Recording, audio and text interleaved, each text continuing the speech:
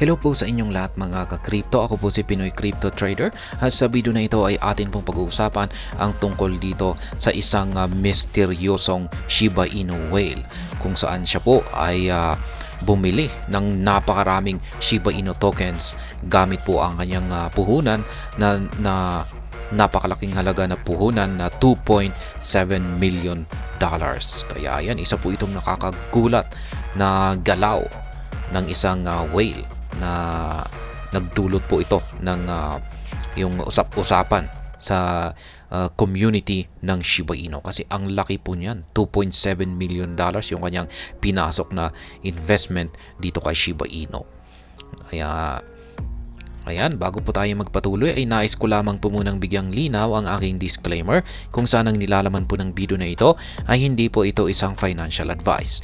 For education and information purposes lamang po ang layunin nito. Maliban po dito ay nais ko na rin pong magbigay babala na wala pong kahit anumang group chat ang Pinoy Crypto Trader. Yan, sa mga bago lamang po rito na naguguluhan kung ano ba yung whale na yan. Yan po ay isang balyena. Isang napakalaking hayop po yan sa karagatan or sa yan. Ito ay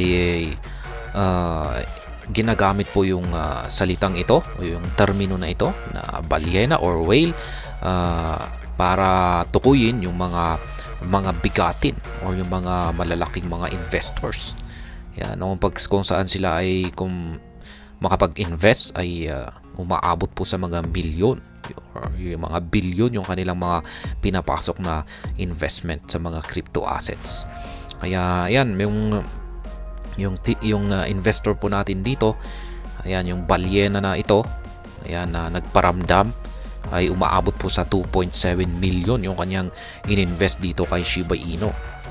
Kaya nagdulot po talaga ito ng pinag-uusapan po ito ngayon sa community ng SHIB. Yan, kung ano kaya yung kanyang dahilan kung bakit siya nag-invest ng ganito kalaking amount ng Shiba Inu token. At syempre, yan, bilang yung papasok talaga sa ating isipan rito ay mukhang yung malaking investor na ito or whale na ito, Shiba Inu whale, ay mukhang meron siguro po siyang nakita dito kay Shiba Inu na magkakaroon ito ng matinding paglago sa hinaharap. Kaya yan lang naman po yung pinakadahilan. Hindi po mag-i-invest ang isang investor sa isang asset kung pag hindi po nila nakikita na ito ay magkakaroon ng paglago sa hinaharap. Ayan.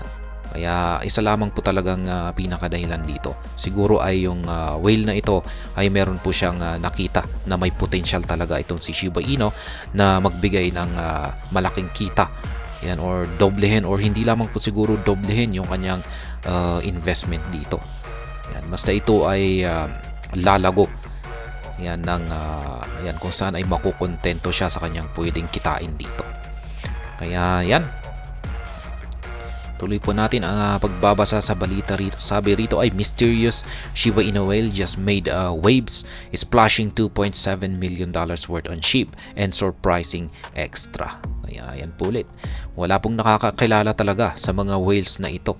Kasi yan po talaga ang kagandahan sa crypto market. Yan, pag i-invest dito sa cryptocurrency, hindi ka po nila makikilala.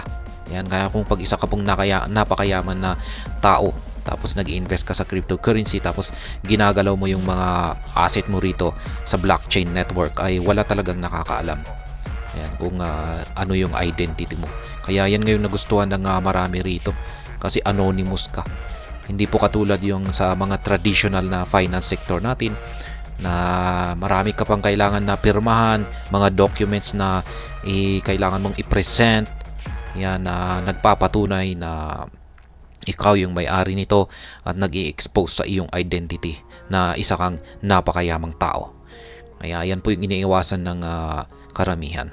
Kaya yan ang sabi rito ay in a surprising turn of events within the crypto market's recent surge, an enigmatic investor has surfaced, making waves with an unexpected acquisition of over 237.869 billion. Kaya ayan, laki po yung kanyang binili na amount ng Shiba Inu tokens, 237.869 billion na Shiba Inu. Ayan, ngayon lamang po yan, coinciding with the promising price performance of the popular cryptocurrency. Etherscan data reveals that this mysterious investor, whose identity remains shrouded in secrecy, swiftly climbed the ranks to become one of the largest SHIB receivers today. What sets this event apart is not just the staggering quantity of SHIB acquired but also the intriguing actions that followed. Kaya yan, yung nangyari, wala po talagang nakakaalam or nakakakilala sa investor na ito. Basta bigla na lamang po siyang lumabas. Yan, at bumili ng napakalaking amount ng Shiba Inu tokens. Kaya marami po talagang nagtataka kung sino siya. Yan, at ano yung kanyang binabalak dito. Ayan, dahil sobrang laki yung kanyang binili. After amassing Shiba Inu tokens worth approximately $2.31 million, the investor acquired 101,844 FTX token, equivalent to $320,000. Additionally, the mysterious wallets received 1,512 ETH with a market value of $3.83 million. Kaya yan nga, nakakapagtaka nga talaga yung naging action dito ng whale na ito.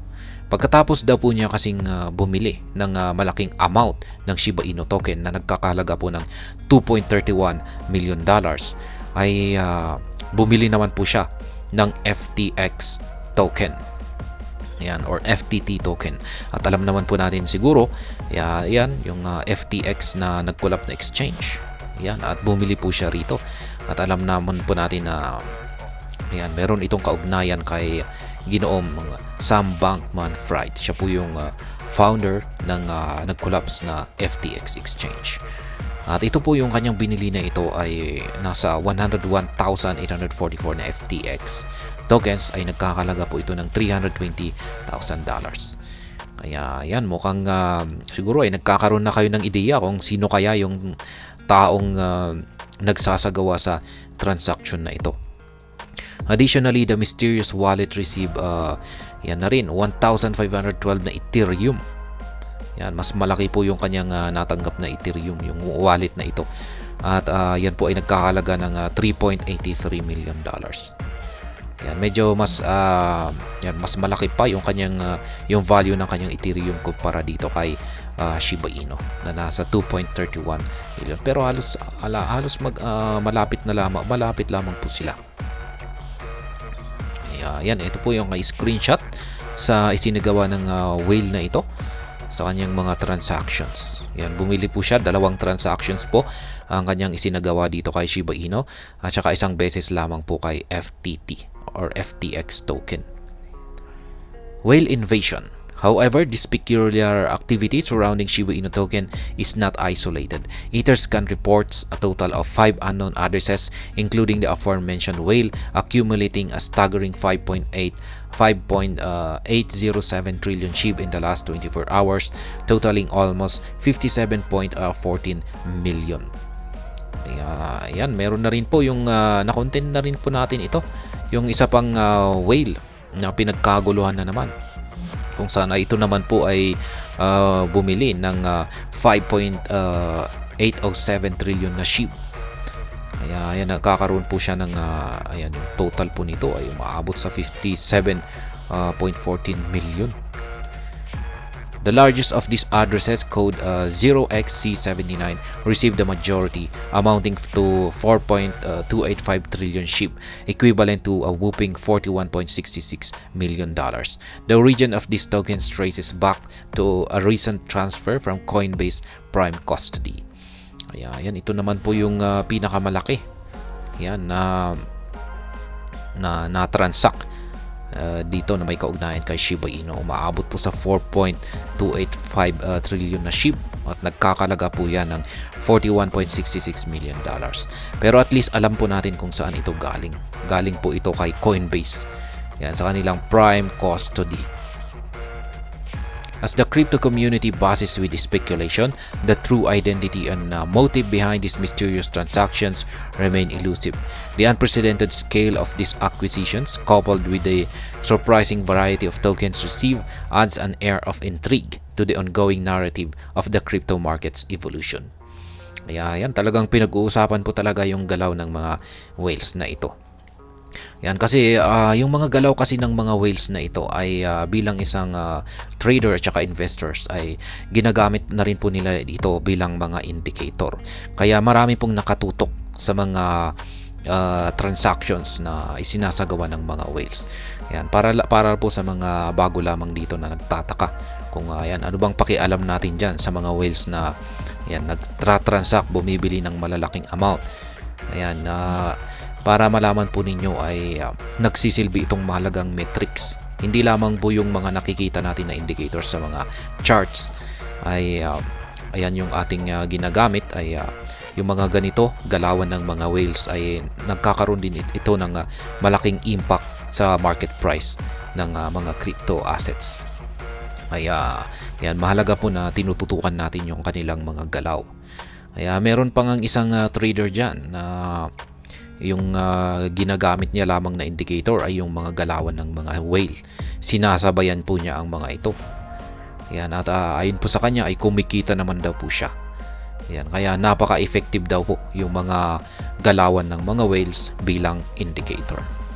Kaya kung bumili, yung nakita mo na may bumili na isang whale, ayan, ay alam mo na aakyat yung market price ng isang crypto asset. Kung saan ay sabihin natin ay si Shiba Inu, ayan, may bumili na isang napakalaking whale at napakalaking amount yung kanyang binili, ay may potential po na aakyat ang market price ni Shiba Inu. At yan, sasabayan niya yan. Ayan, at sa pag-angat nito ay ayan, kikita po siya at magti-take profit po siya. Ayan, kung may nakita naman siya na isang whale na mukhang magbebenta ito, pinasok niya sa isang crypto exchange at mukhang magbebenta siya. Ayan, dito naman po siya magbubukas ng short entry position. Ayan, sa pagti-trade or magti-take profit na siya kasi alam niyang babagsak ang market ng market.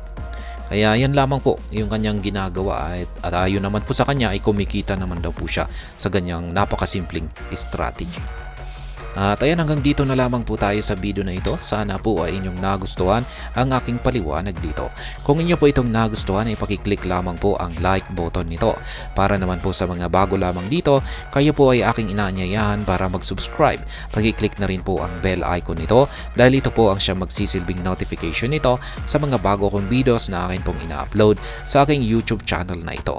Marami pong salamat sa panonood. Ingat po tayo lagi at God bless po sa ating lahat.